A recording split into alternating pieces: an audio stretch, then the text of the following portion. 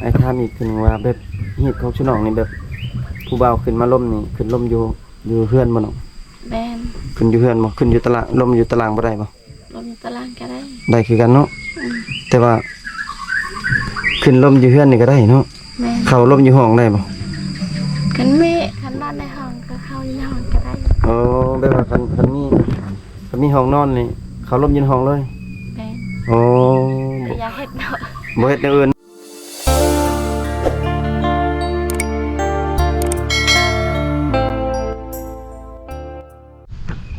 สบาย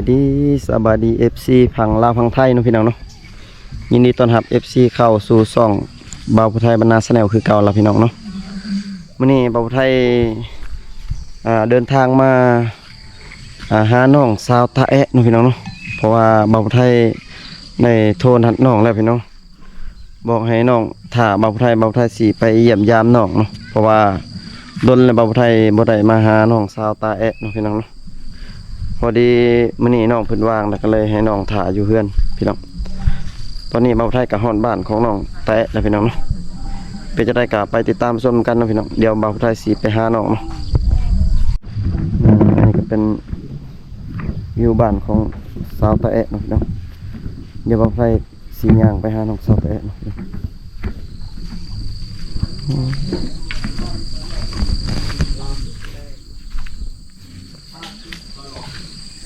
อันนี้เป็นหมู่บ้านของสาวตะแอะอันนี้เป็นเฮือนของสาวตะแอะเนาะ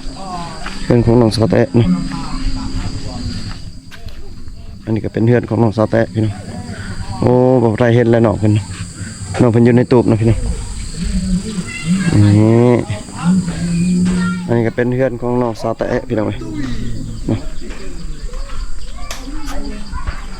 อันนี้ก็เป็นเฮือนซานของน้องเพิ่นเนาะพี่น้องพี่น้อง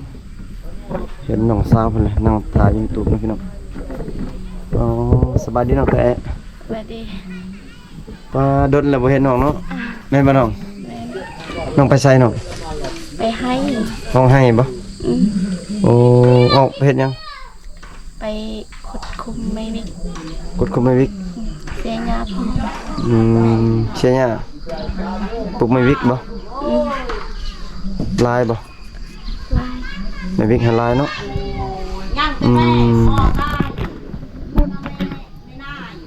ไม่น่ายตินี่ไม่น่ายเนาะไม่น่ายเจ้าเนาะ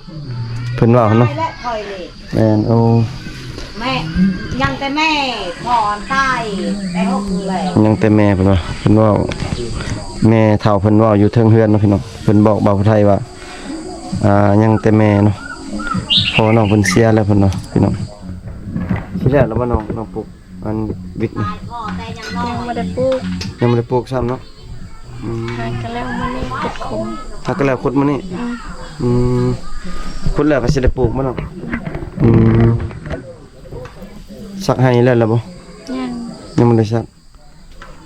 ปลูกไม่วิกก่อนปลูกไม่วิกแล้วสิสักเข้าอีกมันต้นได้ปลูกแล้วบ่น้องปลูกน้องไปหาเงินหาคำอยู่ไสน้องบ่ได้หาเงินบ่มีแต่เฮ็ดเวียกแต่เฮ็ดเวียกอยู่ในเฮือนเฮ็ดเวียกอยู่ในเฮือนเนาะบ้านน้องนี่บ่มีบ่อนไปหารับจ้างบ่น้องมีบ่แต่เอาก็ค่าเวียกให้เองแม่นโอ้มีอยู่บ่รับจ้างแบบเฮ็ดหยังน้องปลูกไม่วิกแม่นเขาไว้เสียหญ้าสั่งให้ไปรับจ้างแบบนั้นเนาะแต่ว่าเฮายังค่าเวียกก็เลยบ่ได้ไปเนาะเป็นจังไดถ้าว่าไปรับจ้างนี่มื้อนึงเท่าไหร่เนาะ100,000บ่มื้อนึงโอ้ไปน้อยเนาะเป็นจังได๋ดนบ่มาเป็นจังได๋สถานะเป็นจังได๋ยังโสดอยู่บ่นั่นโสดยังโสดอยู่บ่มีผู้บ่าวมาลิ้นนำบ่กลางคืนน้องนอนใส่เมื่อคืนนอนเรียนซาอุดีบ่พี่น้องเป็นยังว่ายังโสดอยู่พี่น้องยังบ่มีผู้มาล้มบ่น้องบ่มีคันมีแบบ FC อยากล้มอยากคุยกับน้องนี่ล้มได้บ่น้องล้มได้เนาะ ติดต่อทางใดได้ติดต่อทางใดเนาะทางเฟซ เฟซ ทางเฟซเนาะ แม่น อืมซื้อเพชรน้องอะไรก็ ตาเอ๊ะเนอะ ตะเอะตัวลาวเนาะ แม่น สาวตะเอะพี่น้องเอ้ยติดต่อน้องได้เนาะพี่น้องเพราะว่าน้องเพิ่นยังโสดอยู่ยังโสดซิงๆอยู่พี่น้องน้องแต่เนาะ พี่น้องเพิ่นว่ายังโสดอยู่เด้อพี่น้องเด้อเนาะดนแล้วบ่าวผู้ไทยบ่ได้มาหาพี่น้องน้องเพิ่นว่ายังโสดเนาะไอ้ถามอีกคือว่าแบบฮีตของชุน้องนี่แบบผู้บ่าวขึ้นมาล่มนี่ขึ้นล่มอยู่เฮือนบ่น้อง แม่น ขึ้นอยู่เฮือนบ่ขึ้นอยู่ตารางล่มอยู่ตารางบ่ได้บ่ ลมตารางก็ได้ ได้คือกันเนาะ อืม แต่ว่าขึ้นล่มอยู่เฮือนนี่ก็ได้เนาะ แม่น เข้าล่มอยู่ห้องได้บ่ คันนอนในห้องก็เข้าในห้องก็ได้ อ๋อแบบว่าคันมีห้องนอนนี่เข้าล่มอยู่ในห้องเลย แม่น อ๋อ แต่อย่าเฮ็ดเนาะ บ่เฮ็ดแนวอื่นเนาะ อ๋อแต่ว่าจะเฮ็ดแนวอื่นเนาะ แม่เฮ็ดแล้วเอิ้นบ่ได้ คลำเนาะ อืม สมมุติว่าเฮ็ดแนวอื่นนี่ต้องเสียแล้วบ่ เสีย อืมเอาเฮ็ดได้เขาสิฮู้ผู้สาวบอกบ่คันว่าเฮ็ดแนวอื่นเขาฮะ เขาบ่ได้บอกโอ้โห มันเจ็บไข้แล้วบ่ แม่น อ๋อแบบเจ็บเป็นลนน้องๆเนาะเขาเฮ็ดเป็นทุกทีเนาะขึ้นว่าขึ้นลมอยู่ในห้องก็ได้เนาะคือกันกับสาวหมึกคือกันเนาะสาวหมึกเพิ่นว่าเข้าได้เนาะพี่น้องแบบผู้ชายหนึ่งตัวหนึงเข้าไปได้ก็ได้เนาะ ได้ โอ้เขาลมอยู่ในห้องเนาะ แม่น ไปตาม่วนเนาะน้องแบบนั้นเนาะคักเนาะม่วนน่ะลมแบบ2 ต่อ 2แบบอยู่ในห้องเนาะแบบนอนนี่ก็บ่ได้บ่นอนแบบนอนลิ้นซื่อๆก็ได้บ่บ่ได้เด้นอนนี่บ่ให้นอน แม่น ให้นั่ง นั่ง อ๋อให้นั่งล้มเนาะแบบนอนนี่นอนบ่ได้ บ่ได้ อ๋นอนนี่นอนบ่ได้เนี่ยพี่น้องเพิ่นเนาะให้นั่งอยู่หั่นเนาะสิล้มเป็นชั่วโมงก็ได้เนาะ แม่น แต่ว่าต้องได้นั่งพี่น้องสินอนแบบตุ่มผ้านอนลิ้นก็บ่ได้น้องๆเนาะ แม่น อืมก็คักอยู่ในเหตุของพระเจ้านะพี่น้องเว้ยเนาะขึ้นลมอยู่ในห้องอยู่ในเรือนเลยก็ได้เนาะเพราะว่าเหตุของพระเจ้าเป็นแบบนั้นนะพี่น้องแปลว่าคันเข้าไปนี่ลมนี่ต้องได้จับได้ก่อนอยู่บ่เนาะแม่นเนาะจับได้เนาะ ได้ จับได้เนาะถ้าบ่จับบ่ก่อนนี่คือว่าบ่ บ่ม่วน บ่ม่วนเนาะอ๋อบ่จับบ่ก่อนนี่เฮ็ดคือว่าผู้บ่าวบ่ฮักบ่แพงเนาะ แม่น โอ้แสดงว่าขึ้นไปนี่ต้องได้จับได้กอดเนาะโอ้เนาะพี่น้องต้องได้จับได้กอดพี่น้องเว้ยถ้าได้ขึ้นไปนี่ต้องบ่จับบ่กอดนี่แสดงว่าบ่ฮักบ่แพงเนาะพี่น้องมื้อหน้าสิมาหาเลาะบนเท่านี้บ่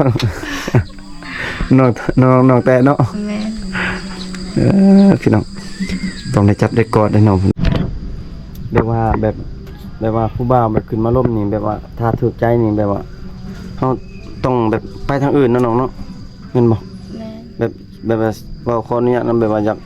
ากล่มอยากนอนนี่ต้องไปทางอื่นบ่น้อง แต่ต้องไปทางอื่น แบบอยู่ในเรือนบ่ได้เนาะ บ่ได้ ปิดคอ เป็นเหตุน้องเนาะแบบว่าเหตุของชื่อน้องนี่ต้องไปอยู่นำพัวบ่น้อง แม่น ไปอยู่นำพัวบ่หรือว่าเอาพัวมาอยู่นำ บ่ไปอยู่น้ำพัว ไปอยู่นำพัวเนาะถ้าดองแพงบ่น้อง บ่แพง บ่แพงในอยู่บ้านนะเนาะประมาณเท่าไหร่เนาะ แพงสุดก็50 ล้าน แพงสุดนี่50 ล้านเนาะค่ำมีบ่ บ่มี ค่ำส่วนหลายบ่มีเนาะอยู่เขตเฮาเนาะชนเผ่าหยังเนาะ แต่งัวเนาะ มีแต่งัว แต่งัวควาย โอ้งัวควาย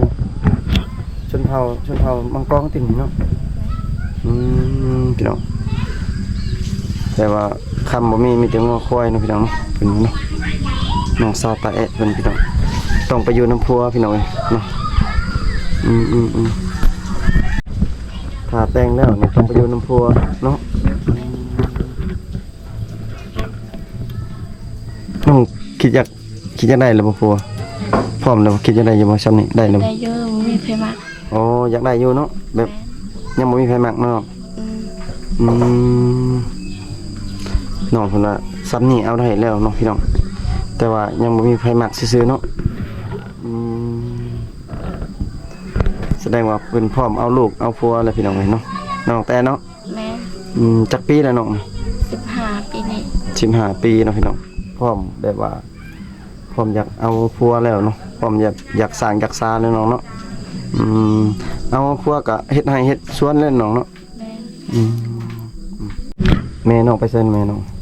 แม่ไปให้ ไปให้เลยอ๋อ วันนี้ค่อยก็กลับไปให้แหละแต่ว่าดีบอกว่าให้ค่อยอยู่เฮือน อ๋ออ้าย อยู่เฮือน บอกอ้ายว่าอาสิมาหาเนาะพี่น้องเอ้ยมื้อนี้เบาไทยนัดเพิ่นแต่เมื่อคืนนี่พี่น้องเพิ่นก็ข้าวอยากอยู่แต่ว่าเพิ่นอยู่ฐานเพราะว่าดนแล้วบ่มาหาน้องเนาะ FC ก็ให้มาถ่ายตลอดพี่น้องเอ้ยแต่ว่าเบาไทยก็บ่มีเวลาอีกอย่างก็น้องก็บ่มีเวลาเนาะน้องเนาะน้องเพิ่นบ่ว่างก็บ่ตีน้องพี่น้องเอ้ยเบาไทยก็ได้มาหามื้อนี้มาตามคำสั่งของ FC แล้วพี่น้องเอ้ยได้เห็นน้องตาแอะแล้วเนาะพี่น้องนี่ยังงามคือเก่าพี่น้องเอ้ยโอ้ข้าวขึ้นได้นี่แม่นข้าวขึ้นนี่ข้าวขึ้นกว่าเก่าพี่น้องเอ้ยเนาะเพิ่นก็เริ่มใหญ่ขึ้นแล้วเด้อพี่น้องผิวพรรณก็เริ่มเสาะไซเนาะพี่น้องนี่ก็งามขึ้นพี่น้องเอ้ยเนาะโอ้พี่น้องมาอีกมื้อหน้าใหญ่กว่าเก่าเลยพี่น้องเอ้ย เขาขึ้นอีก พี่น้องเอ้ย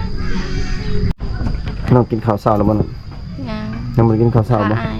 อ๋อถ้ากินก็ไม่บ่ แม่น โอ้พี่น้องน้องเพิ่นว่ายังบ่กินข้าวถ้าเบาไทยมาเพิ่นว่าสิเฮ็ดแนวกินสู่เบาไทยกินพี่น้องเอ้ยจักมีอาหารหยังพี่น้องเอ้ยมื้อนี้เพิ่นสิเฮ็ดโซทีมเบาไทยกินเนาะพี่น้องเนาะว่ามื้อนี้เบาไทยเดินทางมาผู้เดียวเนาะทีมงานเพิ่นบ่ว่างพี่น้องเอ้ยเนาะทีมงานเบาไทยบ่ว่างก็เลยได้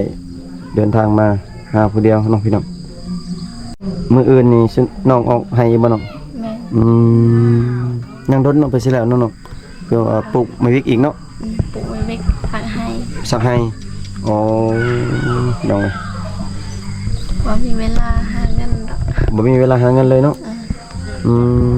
แบบว่าเจ็บเป็นก็ยังบ่มีเงินรักษาเนาะน้องเนาะเพราะว่าบ่มีทางหาเนาะน้องแม่นบ่ถ้าน้องแบบว่าแบบสร้างครอบครัวนี่น้องกะว่าสิเอาลูกจักคนน้องกะเอาจักคน บูคือกันแหละ ฮะบ่ฮู้เลยยังแบบยังกะบ่ได้เนาะ ยังกะบ่ได้ โอ้คิดว่าวางแผนน่ะถ้าว่าได้ผัวนี่สิเอาลูก 2-3 คนพอเฮาเลี้ยงกลุ่มคันเอาหลายก็สิบ่กลุ่มได้น้อง แม่ แม่นบ่น้องถ้าซั่นเฮาเวลาเฮาสิเอาผัวนี่เฮาต้องวางก่อนแน่น้องต้องว่าเฮาสิเอาลูกจักคนเนาะเพราะว่าเพื่อเศรษฐกิจเฮาแหละเนาะเฮาบ่มีบ่อนไปหาเด้เนาะแม่นบ่ แม่น บัดเอาหลายคนนี่เฮาสิเอาข้าวไปใช้กินบัดเนาะแม่นบ่ ไปเฮ็ดรับจ้างแต่เฮาก็มีเวียกคือกันเนาะ แม่ ให้เฮ็ด แม่น ให้เฮ็ดสวน นะนั่นแหละจนว่าเฮาบ่มีเวลาเนาะฉันเฮาต้องมีการวางแผนนะเอาพวกอะต้องวางแผนเอาลูกอีกบัดนี่น้องแม่นบ่น้อง แม่น น้องไปนอนอยู่เฮือนอันของซาอุดีตลอดบ่น้อง แม่น ต้องไปนอนทุกมื้อบ่น้อง แม่นเคยนอนน้ำหมู่แล้วนอนผู้เดียวบ่ม่วน แม่นถ้าเป็นฮีตของชื่อน้องนี่แบบผู้สาวโสดนี่ต้องไปนอนนํกันบ่หรือว่ามันเป็นบางกลุ่มซื่อๆบ่ บางคนซื่อบ างกลุ่มซื่อๆเนาะผู้บางคนอยากนอนเทือนคนตัวเองก็ได้บ่ ๆก็ได้ แต่ว่าน้องมีหมู่ก็ไปนอนนำหมู่เนาะรอท่าผู้บ่าวโสดมาจีบเนาะแม่นบ่ หมู่มีแฟนคอยพัดโสด น้องเพิ่นโสดเนาะแต่หมู่เพิ่นบ่หมู่เพิ่นมีแฟนเนาะถ้าว่าแบบนั้นนี่เขาขึ้นมานี่แบบเขาต้องเอาผู้สาวเข้าไปบ่แบบนั้นบ่เนาะหรือว่าแบบไรลมอยู่ในเฮือนบ่ ลงอยู่ในเฮือน โอ้ คันเขาตกลงกันแล้วไปอะ อ๋อแบบคันว่าผู้บ่าวผู้สาวแบบเขาตกลงกันแล้วนี่เขาจังไปแม่นบ่เนาะ แม่น คันบ่ตกลงกันก็ได้ลมอยู่เฮือนเนาะ แม่น คือน้องนี่ได้ซะอยู่เฮือนซื่อๆเนาะ อยู่เฮือนซื่อ บ่มีผู้เอาไปเนาะ ๆบ่มี บ่มีไฟลมพุ่นน่ะ แม่น แม่นบ่เหมือนตัว FC แต่ เนาะ เบิ่งหมู่อยู่กับผู้บ่าว มีแต่เบิ่งหมู่โอ้แบบผู้บ่าวเขามาลิ้นเนาะ แม่น ต้องนั่งนํเขาบ่ บ่เฮานอน นอนแล้วเขานั่งตัวเขาบ่ อืม โอ้แบบคู่ไผคู่มันเนาะ แม่น ไผมีคู่ก็นั่งลมผู้ใดบ่มีก็นอน นอน โอ้พี่น้องเอ้ยต้องได้ นั่งเบิ่งหมู่อีกเนาะพี่น้องนอนเบิ่งหมู่โอ้เฮก็เจ้าเป็นแบบนี้เนาะพี่น้องถ้าว่ามีห้องนอนก็เข้าไปหลบอยู่ห้องนอนเนาะน้องโอ้ของคักเว้ยพี่น้องคักอะไรแบบนี้เนาะพี่น้องเป็นตาแบบอยากมีผู้สาวเขตอยู่ในเขตชนบทคือกันพี่น้องเว้ยบางเขตก็ล่มเข้าบ่ได้แต่บางเขตเนาะชนเผ่าตะโอ้ยก็บ่ได้เนาะ แม่น ชนเผ่ามังกรนี่บางบ้านก็ได้บางบ้านก็บ่ได้เนาะพี่น้องเนาะแต่บ้านของน้องตาแอะนี่เพิ่นว่าเข้าได้อยู่ในห้องเนาะน้อง เขาได้ พี่น้องน้องแต่ไอ้กะสิพอกลับกันเด้อน้องเด้อ โดย ไอ้กะถามน้องลายเลยพี่น้องเห็นเนาะกะบ่าวไทยกะสิได้ขอปิดคลิปก่อนเนาะพี่น้องเนาะฝาก FC กดไลค์กดแชร์เนาะแล้วก็ฝากเป็นกำลังใจให้บ่าวผู้ไทยแล้วก็น้องๆแน่เนาะพี่น้องติดตามผลงานน้องๆเนาะบ่าวผู้ไทยสิมาถ่ายมาอัปเดตให้ FC เบิ่งตลอดเนาะพี่น้องถ้าว่าบ่าวผู้ไทยว่างเนาะพี่น้องแล้วก็ถ้าน้องว่างเนาะบ่าวผู้ไทยก็สิได้มาอัปเดตตลอดเนาะพี่น้องเนาะฝาก FC กดไลค์กดแชร์เด้อพี่น้องเด้อเนาะบ๊ายบาย FC บ๊ายบาย FC พี่น้องตาหักลายพี่น้องเลยเนาะ